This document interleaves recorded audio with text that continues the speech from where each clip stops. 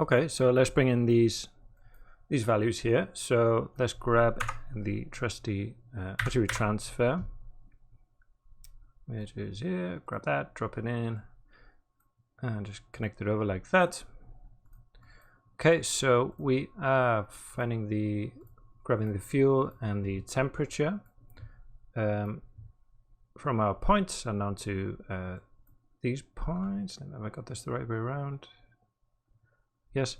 And this actually, no, it should be after the pyro source. My mistake. So we want them on the points. There we go. And then we should, if we visualize them, temperature there and fuel as well. Okay, so this looks a bit blotchy as it is now. So if we come here and give it some more samples, I'll just come up to 5, something like that. See, that kind of blurs it out a bit. That should be fine.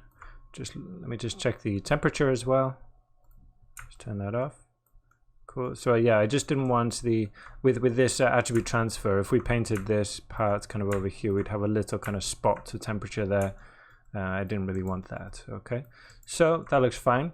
So that should get picked up by our source spread. So there we go. We can see the fuel.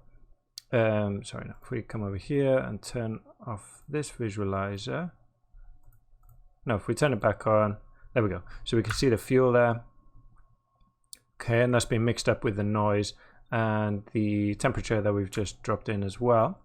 Okay, so yeah, working on this fuel. So we've got these 3 values here, and what I'm going to do is, so you can see this initial fuel is the incoming fuel attribute. So we've got fuel coming in.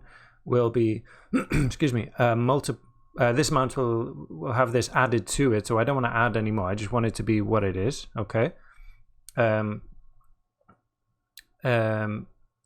it will also be scaled by the noise. Okay, so the noise will be kind of will affect what we have coming in as well. All right. The injection rate, so let's take a look at that.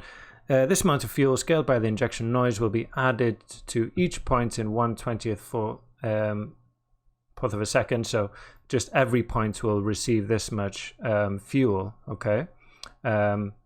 So I don't want that, because I don't want fuel in certain areas. Okay, so I'm just going to turn that all the way down.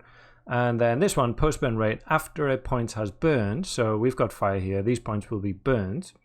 It will then inject fuel at this rate, so we'll get fuel back. So it's like a constant thing. So I do want to turn this up to 1. So I want, you know, certain areas to burn, but I don't want them to go out, right? I want them to continue burning for the duration of our simulation. Okay. So yeah, I'm going to leave that like that. Let's visualize the fuel now, so you can see kind of what's going on there. So let's take a look at this noise first of all. So I'm going to flip this round actually. So remap the values. Let me just do that. Whoops, lost that. Press Control and Z. Let's go back. So it might be easier if I just type in the values here. So this tab down here, there we go. So set that to 1. And then the other one I'm going to set to, because I don't want anything to be set to, you know, I want a little bit of fire everywhere. So I'm going to set this to 0.1, I think should work for us. Okay. So that way we always have a little bit. So if we just play, I think 1 frame, we'll start to see the effect there. Okay, so I've got kind of hot areas there. Okay, and then if I go, I'll just press Control and Z to go back to see the other way, see it the other way around. Okay, press play on that, and you'll see the difference there. I've got big hot areas with little pockets of cool. So I want the opposite basically. Okay, so set that to 1, this one, and set this one to 0.1. Okay, and then also what I'm going to do is set the element size to 0.5. Okay, so these shapes will be smaller, and also the roughness I'm not sure if we'll see a change because we have to simulate to kind of see it. I'm going to push the roughness up to 1 as well. Okay, just to get it a bit more detailed there. There we are. So that's the result of that. Now, yeah, so the fuel is really important, but also the temperature change, right? Which we briefly discussed. So this is, you know, the diffusion is how easily the surrounding particles kind of lose or in fact gain heat, right? How they become hot, because this is spreading, right?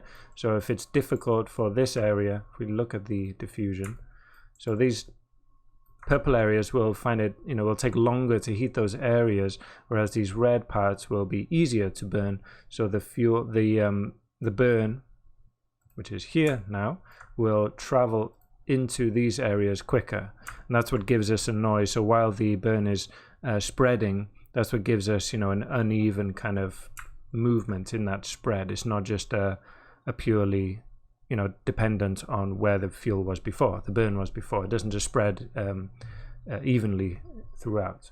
So yeah, I'm going to leave this cooling rate at 2, so it spreads a little bit faster. I'm going to, I think the ramp is okay. Let's change the element size to 0.5, so it's a bit smaller. Let's go back here. There we go, so we can see some smaller shapes. And again, the same, just basically doing the same as with the fuel, except for the remapping. Put the roughness up to 1, so we get some more intricate details there, basically.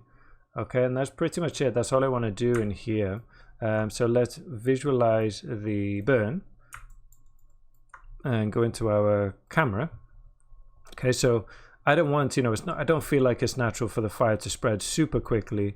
You know, over 120 frames, I think it should arrive at, you know, where we painted the fuel pretty much. Okay, so maybe we could do a quick, there we go. No, let's watch the burn. Let's just watch this over 120 frames, maybe do a flip book and see how that looks. Okay. There we go, that's all done. So let's take a look. So as I said, yeah, we get this nice kind of slow spreading. It's going up pretty much to where we painted all the fuel. Not all the way around the door there, but you know, it's covering, it's going at a good speed. That's what I'm looking for. And then you see this kind of undulating noise. That's from the fuel, the noise in the animation of the fuel. We'll get kind of a more interesting a fire from this, okay, instead of just kind of the same amount of burn in all the same area, right? So at the end of the day, not at the end of the day, but you know what's actually going into our simulation here. Okay, if we take a look at this now, what we've got all these different values, but what we're interested in is the burn. That's what we're going to use to actually indicate where the fire will be. Okay, so that's the really important thing here. The rest of this is obviously being played around with in here, but this is the most important value, the burn. Okay, so that's what we're looking at once we come out of here.